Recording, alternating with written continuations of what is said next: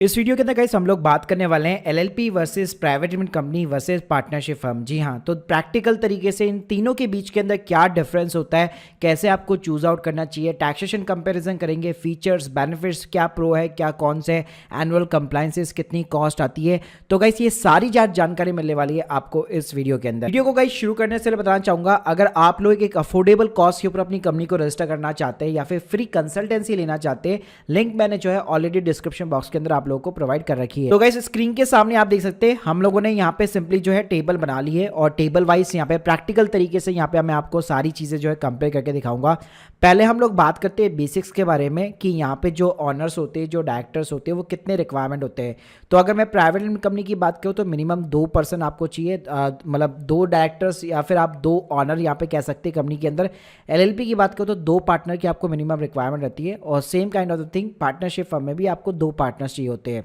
अब private limited company की खासियत क्या है, इसके अंदर डायरेक्टर या फिर ऑनर जो कह सकते हैं आप, उसके अलावा एक शेयर होल्डर्स भी होते हैं। तो जो डायरेक्टर्स होते हैं वही शेयर होल्डर होते हैं, लेकिन उनके अलावा भी आप शेयर होल्डर को और चूज कर सकते हैं। मतलब कई बार ऐसा होता है ना कि कुछ लोग होते हैं जो हमारी कंपनी के अंदर सिर्फ पैसा लगाना चाहते हैं, वो काम वाम नहीं करेंगे, सिर्फ पैसा लगाएंगे, ठीक है। तो उनको आप शेयर होल्डर यहाँ पे बना सकते हो अपनी कंपनी के अंदर। जैसे आप नाम सुनते होंगे, बड़ी बड़ी कंपनी को इतना जो है फंड रेजिंग वगैरह मिल गया वेंचर कैपिटलिस्ट के थ्रू या एंजल इन्वेस्टर्स के थ्रू, तो वो इसी तरह से मिलता है। तो प्राइवेट लिमिटेड कंपनी के अंदर अगर आप फंड रेजिंग करना चाहते हो, इन्वेस्टर से पैसा वगैरह उठाना चाहते हो, कई सारे लोगों को शेयर होल्डर बनाना चाहते हो, अपने फैमिली फ्रेंड्स सबको ऐड करना चाहते हो, तो बेस्ट ऑप्शन है कि प्राइवेट लिमिटेड कंपनी के अंदर यहाँ पे डायरेक्टर के साथ में आप मल्टीपल शेयर होल्डर्स को भी यहाँ पे ऐड कर सकते हो, जबकि ये फीचर आपको एलएलपी में नहीं दिखेगा, पार्टनरशिप फर्म में भी नहीं दिखने वाला है। इसके अलावा इस अगर मैं कैपिटल की बात करूँ कि कितने पैसा मेरे को स्टार्टिंग के अंदर चाहिए होगा, तो अगर मैं प्राइवेट कंपनी की बात करूँ तो कोई भी मिनिमम कैपिटल की कोई भी रिक्वायरमेंट नहीं है। पहले जरूर हुआ करती थी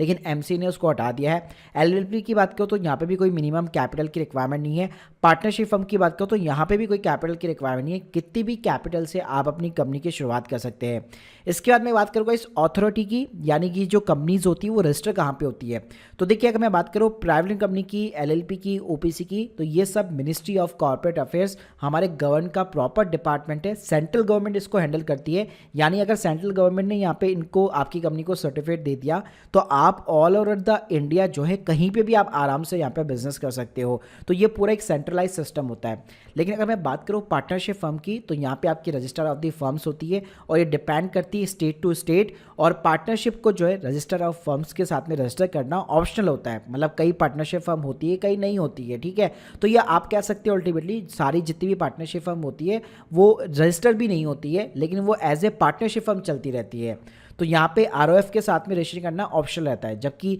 यहाँ पे प्रॉपर तरीके से आपका सेंट्रल गवर्नमेंट जो आपको एक प्रॉपर यहाँ पे सर्टिफिकेट वगैरह बना के देता है। इसके अलावा अगर मैं नेम की बात करूँ तो जो प्राइवेट कंपनी होती है उसके अंदर आप जो भी कंपनी का नाम होगा उसके एंडिंग में प्राइवेट लिमिटेड कंपनी होगा, जैसे कि my online CA technologies private limited. LLP की बात करो तो वहाँ पे एलएलपी होगा, जैसे कि my online CA services LLP. Partnership firm में आप कोई भी यहाँ पे नाम रख सकते हो, उसके अंदर कोई भी बाउंडेशंस वगैरह नहीं रहती है। लेकिन जो प्राइवेट कंपनी होती है, जो एलएलपी होती है, उसके अंदर क्या होता है, आपका नाम भी ना सिक्योर हो जाता है। मतलब एक बार जो है एमसीए ने ठप्पा लगा दिया कि ये आपका नाम रजिस्टर हो चुका है, तो उस नाम से वापस इंडिया के अंदर कोई भी एलएलपी या फिर जो प्राइवेट कंपनी होती है वो नहीं बन सकती है। जी हाँ, तो यहाँ पे आपका जो नाम होता है अपने आप में यूनिक हो जाता है। एग्जाम्पल के लिए जैसे अगर मेरी कंपनी का नाम my online CA technologies private limited company है, तो इस नाम से वापस इंडिया के अंदर कोई दूसरी कंपनी यहाँ पे खड़ी नहीं हो सकती। अगर आप अप्लाई करोगे भी तो एमसीए जो है यहाँ पे रिजेक्शन जो है आपको प्रोवाइड कर देगा। तो ये सबसे अच्छा फीचर है भाई यहाँ पे कि आपका जो ब्रांड नेम है, आपकी जो कंपनी का नेम है, वो यहाँ पे सिक्योर हो जाता है,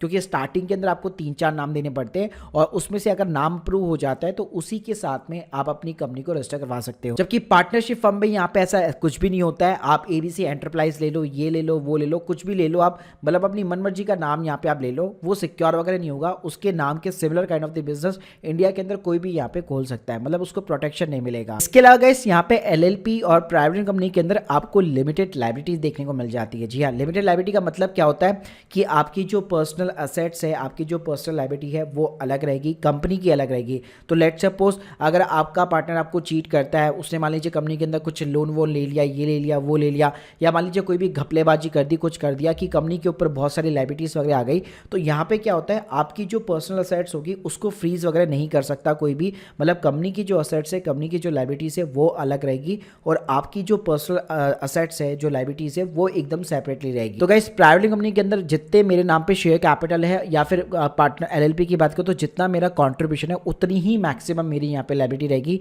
मतलब पर्सनल जो असेट्स है उसको कोई ऐसे प्लेज वगैरह नहीं कर सकता है। इसके बाद में अगर गाइस मैं क्रेडिबिलिटी की बात करूँ तो देखिए जो प्राइवेट कंपनी होती है उसकी क्रेडिबिलिटी काफ़ी ज़्यादा होती है। जी हाँ, ये सबसे पुराना स्ट्रक्चर है हमारे इंडिया के अंदर, लीगल स्ट्रक्चर है। आप चाहे बड़ी बड़ी कंपनी उठा लो, लिस्टेड कंपनी, रिलायंस इंडस्ट्री,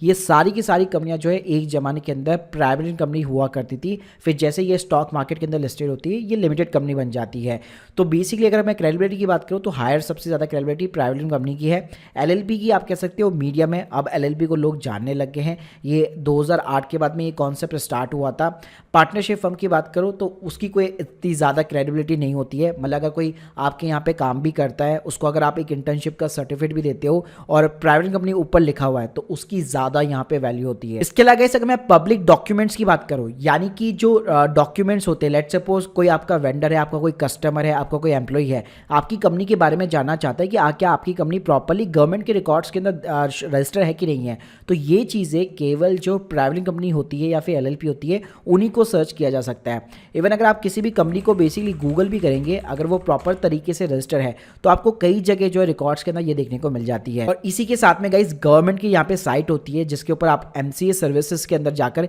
किसी भी कंपनी का नाम वगैरह सर्च कर सकते हैं। तो गाइस जैसे यहाँ पे मैं कंपनी का कोई भी कंपनी का यहाँ पे नाम सर्च करूंगा, सिंपली तरीके से मुझे उस कंपनी का यहाँ पे जो है कंपनी आईडी हो गया है, सीआई नंबर, कौन कौन डायरेक्टर है, उसका रजिस्टर ऑफिस क्या है, ये सब कुछ सारी डिटेल्स मेरे को यहाँ पे जो है दिखाई देती है। तो ये पब्लिक रिकॉर्ड्स की तरह सिंपली तरह से काम करता है, लेकिन ये सिर्फ प्राइवेट कंपनी और एलएलपी के अंदर ही आपको दिखेगा। पार्टनरशिप के अंदर कोई भी पब्लिक रिकॉर्ड ऐसे नहीं रहता है, कोई भी एक्सेस वगैरह नहीं कर पाएगा, तो उसको वेरीफाई करना काफ़ी ज़्यादा डिफिकल्ट होता है। इसके अलावा अगर मैं मेन डॉक्यूमेंट्स की बात करूँ तो प्राइवेट कंपनी के अंदर आपका सर्टिफिकेट ऑफ द इनकॉर्पोरेशन रहता है, यानी कि प्रॉपर आपको एक सर्टिफिकेट मिलता है। इसके अलावा एमओए और एओए होता है, memorandum of the association, article of the association. तो इसके अंदर बेसिकली सारी आपकी टर्म्स एंड कंडीशंस रहती है कि कंपनी क्या बिजनेस कर रही है, कैसे कर रही है, कब से स्टार्ट हुआ है, तो ये सारी जन्म कुंडली रहती है। वहीं पे अगर मैं एलएलपी की बात करूँ तो उसका भी सेम होता है, आपका सर्टिफिकेट रहता है और उसके अलावा एलएलपी का एग्रीमेंट होता है जिसके अंदर लिखा होता है कि कौन कौन यहाँ पे पार्टनर्स है, कितना आपका प्रॉफिट एंड शेयरिंग वगैरह रेशियो, रजिस्टर ऑफिस वगैरह क्या है, तो ये सारी चीज़ें मेंशन होती है।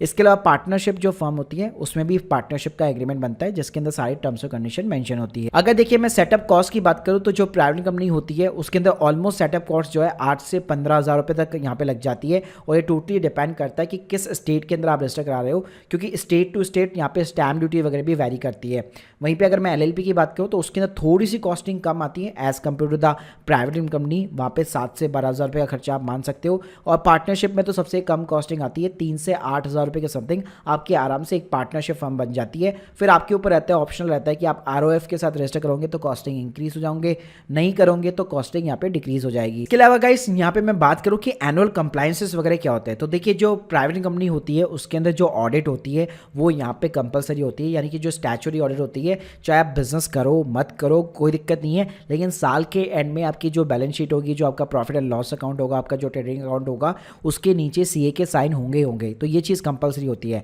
एलएलपी के अंदर ये सर्टेन लिमिट होती है, अगर आपका टर्नओवर यानी कि आपकी सेल जो है 40 लाख को क्रॉस करती है और आपका जो कंट्रीब्यूशन है कंपनी के अंदर वो 25 लाख को क्रॉस करता है, तब जाके आपको ऑडिट की रिक्वायरमेंट रहेगी। पार्टनरशिप फर्म में केवल टैक्स ऑडिट एप्लीकेबल होती है, जो प्राइवेट कंपनी और एलएलपी दोनों के ऊपर एप्लीकेबल होती है। नॉर्मल अगर मैं लिमिट्स की बात करूँ तो 1 करोड़ की लिमिट होती है, टर्नओवर 1 करोड़ के ऊपर गया टैक्स ऑडिट लग जाती है। अगर कैश के अंदर बिजनेस है तो, डिजिटल बिजनेस है तो अगर जो टर्नओवर है आपकी जो सेल्स है उसकी 10 करोड़ की यहाँ पर टैक्स ऑडिट की लिमिट होती है। तो स्टैच्यूटरी जो ऑडिट है वो केवल प्राइवेट कंपनी के अंदर स्टार्टिंग से ही कंपलसरी है, चाहे बिजनेस हो रहा है नहीं हो रहा। इसके अलावा अगर मैं बात करूँ कहाँ पे आपको सीए का जो है रिक्वायरमेंट रहता है, मतलब कौन सी ऐसी जगह होती है जहाँ पे आपको सीए चाहिए, तो अगर आप एक प्राइवेट कंपनी बना रहे हो ना तो भाई उसके जितने भी एनुअल कंप्लायंसेस है आपको चार्टर्ड अकाउंटेंट वगैरह चाहिए होगा। इवन जो रजिस्ट्रेशन है वो भी इतना ईजी नहीं है, आपको सब जगह सीए के साइन वगैरह चाहिए होते हैं, तो उसके अंदर आपको चाहिए होगा। एलएलपी की बात करो तो वहाँ पे भी रिक्वायरमेंट है, लेकिन अगर मैं पार्टनरशिप फर्म की बात करूँ थोड़ी बहुत अगर आप नॉलेज ले लेते हो तो आप खुद भी यहाँ पे क्रिएट कर सकते हो,